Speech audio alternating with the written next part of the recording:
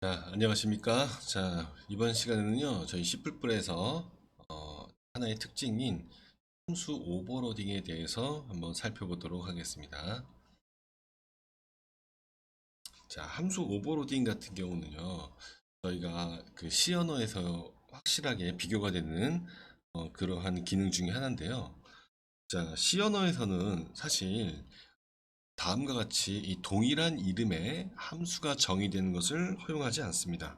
그렇기 때문에 사실 이런 식의 my 펑션이라는 이러한 동일한 이름의 함수가 소스 코드에 정의가 되면 당연히 컴파일 에러를 발생을 시킵니다.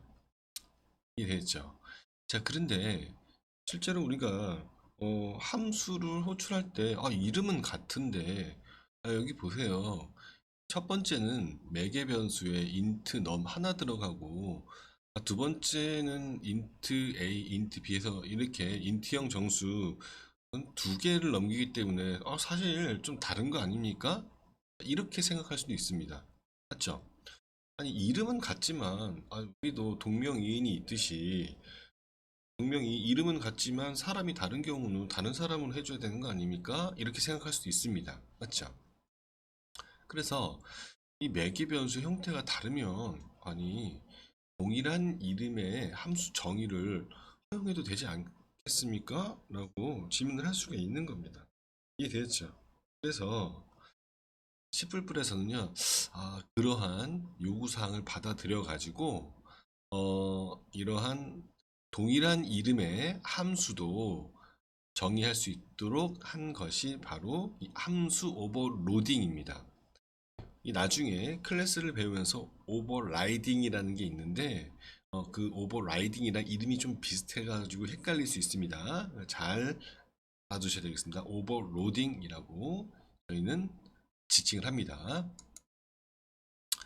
자, 그래서 근데 왜 C++에서는 이렇게 함수 오버로딩을 허용하는데 C 언어에서는 왜 안 허용을 시킬까? 근데 사실은 이거는 뭐 메커니즘의 문제였습니다. 처음에 이 언어를 만들 때 C++과 C 언어는 함수를 호출하는 방법 자체가 달랐습니다. 그래서 저희 교재에도 보듯이 자 이렇게 my function이라는 함수를 호출하려고 했을 때 C++은요 my function을 호출하네. 그러면은 my function이 어디에 정의되어 있는지 한번 찾아가 볼까 할 때 어떻게 찾아가냐면 함수의 이름과 그 다음에 my function을 지금 호출할 때 보니까 매개 변수로 30과 40, 두 개의 이 정수형 변수를 매개 변수로 갔네. 그러면 my 펑션인데 매개 변수가 int형 두 개 받는 거. 자, 그게 어딨나 찾아가 볼까 하는 겁니다. 이해됐죠? 그런데 C++ 자체는 저 함수를 찾을 때 저 뒤에 오는 매개 변수를 고려하지 않습니다. 그렇기 때문에 마이 펑션 30, 40 호출됐어? 자, 그럼 마이 펑션 어디 있어? 이렇게 되는 겁니다. 이해되셨죠? 그래서 이렇게 프로그램 언어를 찾는 만든 메커니즘 자체가 C 언어는 함수 이름만으로 되어 있기 때문에 C 언어에서는요 함수의 오버로딩이 불가능하고 사실 이렇게 문법적으로도 허용하지 않습니다. 자, 그래서 한번 C++에서 그러면 어떻게 오버로딩이 가능할까요? 라고 한다면 당연히 오버로딩을 하기 위해서는요 이름이 같아야 되겠고요. 자, 그 다음에 당연히 이 매개 변수의 선언이 달라져야 되겠습니다. 그래서 왼쪽에 이렇게 오버로딩이 가능한 예를 한번 보면요. 자, my 펑션이라고 되어 있죠. 근데 여기 보시면요. 첫 번째는 자, 캐릭터 C가 들어가 있고요. 두 번째는요. int n이 들어가 있습니다. 당연히 매개 변수가 하나는 캐릭터형이고요. 하나는 int형이죠. 그래서 매개 변수의 자료형 자체가 다릅니다. 그래서 전달인자의 자료형을 통해서 실제 호출하는 함수를 구분할 수가 있는 겁니다. 자, 그 다음에 그 아래쪽을 보시면요. 동일한 인트긴 한데요. 자, 여기는 세 번째는요. 인트 n이 되어 있고요. 그 다음에 네 번째는요. 인트 n1, 인트 n2 이렇게 되어 있습니다. 동일한 정수형이다 하더라도 개수가 다르죠? 너는 하나고 나는 두 개야. 우리는 다른 함수야. 이렇게 되는 겁니다. 아셨죠? 그래서 이 매개변수의 개수가 다르므로 이것도 마찬가지로 전달되는 인자의 개수를 통해서 호출하는 함수를 구분할 수가 있습니다. 이해되셨죠? 그래서 오버로딩이 가능한데요. 자, 근데 사실 오버로딩이 불가능한 예 중에 하나는 또 뭐냐면 지금 보시면 오른쪽에를 보시면요. 오른쪽에 첫 번째 my 펑션에 이 반환되는 my 펑션이 실행된 다음에 반환하는 값이 없죠. 이건 보이드형으로 되어 있습니다. 그다음 두 번째는요. my 펑션이 호출된 다음에 뭐가 됐습니까? 반환하는 값이 int형으로 되어 있습니다. 자, 이렇게 두 함수는 반환하는 형이 다릅니다. 이해됐죠? 그래서 근데 함수를 호출할 때 어떤 함수인가 찾아가려고 하는데 그 함수의 반환형은 고려하지 않습니다. 이해됐죠? 그래서 이와 같은 경우에는요 컴파일 오류가 발생하는 겁니다. 그래서 우리가 여기에서 알 수 있듯이 이렇게 함수 오버로딩의 조건이 있습니다. 이 조건은요 두 가지죠. 뭡니까? 바로 매개 변수의 자료형이 다르거나 개수가 다른 것. 이 두 가지가 바로 함수 오버로딩의 조건이 되겠습니다. 자, 그래서 우리가 한번 이 예제를 한번 보시면요. 펑션 오버로딩.cpp 이렇게 되어 있습니다. 자, 이 소스 코드를요. 한번 우리가 보면요. 자, 지금 이 메인 함수를 보시면요. 이 메인 함수에서 my 펑션, my 펑션, my 펑션 이렇게 세 가지의 my 펑션을 호출하고 있습니다. 자, 그런데 이 보시면요. 첫 번째는 매개 변수가 아예 없죠. 그럼 매개 변수가 아예 없는 경우에는요. 자, 우리가 동일한 이름의 my 펑션 이렇게 세 가지의 함수를 정의했다 하더라도 구분을 할 수가 있겠죠? 맞습니까? 아무것도 없다라는 뜻의 이 void 첫 번째 이 함수가 호출되겠네요. 그래서 호출된 다음에 이 함수가 하는 걸 보면요.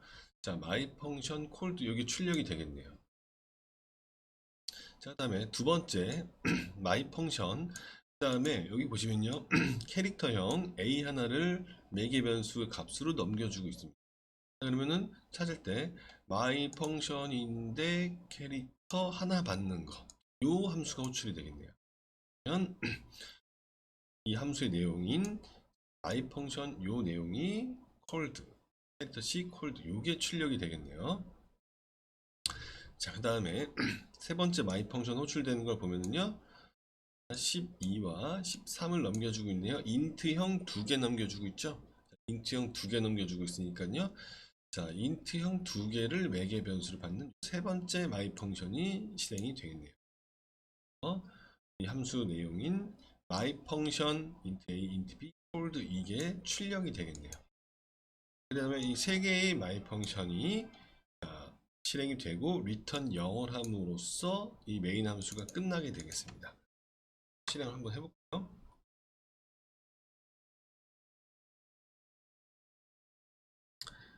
실행을 하시면 교재 나와 있듯이 자, my 펑션 cold와 my 펑션 캐릭터 c cold, my 펑션 int a, int b cold 자, 이렇게 출력이 된 것을 확인할 수가 있습니다. 그래서 우리가 C 언어에서는 사용하지 못했던 뭡니까? 동일한 이름의 함수를 우리는 매개 변수의 구분을 통해서 개수와 자료형 이 매개 변수의 구분을 통해서 동일한 이름의 함수를 C++에서는 정의할 수도 있구나 라는 이 되겠습니다. 자, 그러면 여기까지 해서 함수 오버로딩에 대한 내용이었고요. 자, 그러면 이제 교재 나와 있듯이 문제 1-2번을 보시면요. 자, 메인 함수에서 필요로 하는 스왑 함수를 오버로딩해서 구현해 보자 되어 있죠. 자, 이렇게 실행의 예처럼 여러분들이 나와야 되겠죠. 자, 실행의 예처럼 나오기 위해서는요, 사실 이거는요, 여러분들이 한번 뭐 직접 해 보셔야 되는데요. 제가 힌트를 드리면요, 자, 여기 보시면 자, 수업이라는 요 세 가지의 함수가 있습니다. 그렇죠? 자, 수압이라는 세 개의 함수가 있는데요. 자, 여기는 지금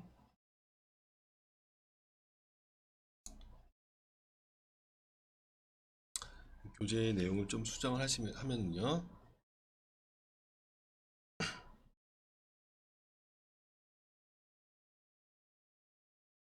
자, 이게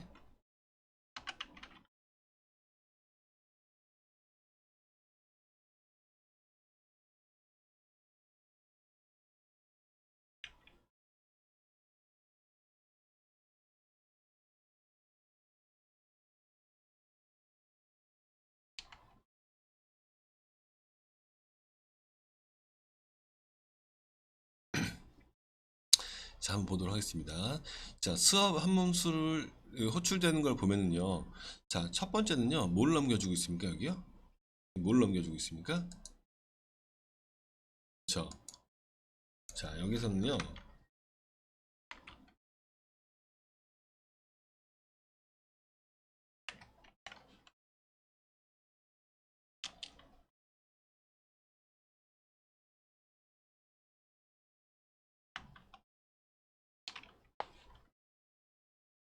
당연히 이건 아마 안 될 겁니다. 왜냐면 우리가 아직 수압 함수를 정의를 안 해줬기 때문이죠. 여러분들 이제 이거를 수압 함수를 정의해 주시면 되겠습니다. 자, 이게 PPT에 있는 걸 그대로 가져오면 특수 문자가 좀 유니코드가 아니기 때문에 에러가 좀 바꿔야 됩니다. 자, 보시면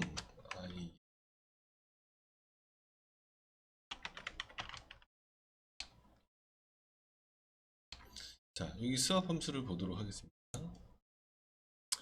자, 이 수압 함수를 보시면요. 여기 지금 뭘 넘겨주고 있습니까? 우리가 넘의 주소를 넘겨받고 있습니다. 맞죠? 주소. 자, 주소를 넘겨받기 위해서는 어떻게 됩니까? 일단 void 이 수압 함수를 하기 위해서는요. 우리가 아무것도 지금 넘겨주고 있지 않죠. 이 함수가 호출한 다음에 그냥 끝나고 있잖아요. 그러니까 void형으로 될 겁니다. 그러면 자, 수압을 하는데요. 자, 여기 요 내용에 지금 두 가지를 받을 텐데요. 두 가지를 받아서 이렇게 함수를 만들 텐데 자, 여기에는 과연 뭘 받아야 될까요? 뭘 받아야 될까요? 지금 뭘 넘겨주고 있습니까? 넘1의 뭘 넘겨주고 있어요? 주소를 넘겨받고 있죠. 맞습니까? 주소를 넘겨주고 있습니다. 자, 그러면 요 매개 변수에는요. 이 매개 변수에는 그 주소를 받아가지고 저장할 수 있는 매개 변수를 선언해야 되겠죠. 맞습니까? 자, 그러면 매개 변수 주소를 저장할 수 있는 변수 뭡니까? 그것이 바로 포인터겠죠. 맞습니까? 자, 근데 그래서 여기서는 포인터를 만들 겁니다. 이게 됐죠? A로 하겠습니다. 자, 근데 포인터인데 그 포인터로 찾아가면 실제로 누가 있습니까? 여기서는요? 인트가 있는 거죠. 자, 이렇게 되는 겁니다. 이게 바로 포인터죠. 그래서 만약에 포인터가 지금 조금 힘드신 분들은요, 어떻게 한다? 네, 포인터에 대한 추가적인 강의를 들으셔야 되겠습니다. 아셨죠? 포인트 오랜만에 들으시려니까 좀 쉽지 않죠? 네, 여기 힌트를 좀 드렸습니다. 이해되셨죠? 요거 바꾸는 거는 여러분들이 뭐 하시면 되겠습니다. 하면 됩니까? 예를 들면 이렇게 하면 되겠죠? 이건 인트니까 인트 예를 들면요 템프 이렇게 해놓고요. 그 다음에 어떻게 템프에다가는요 A가 있는 곳으로 가라. 가서 값을 가져오고요. 그 다음에 B가, 그래서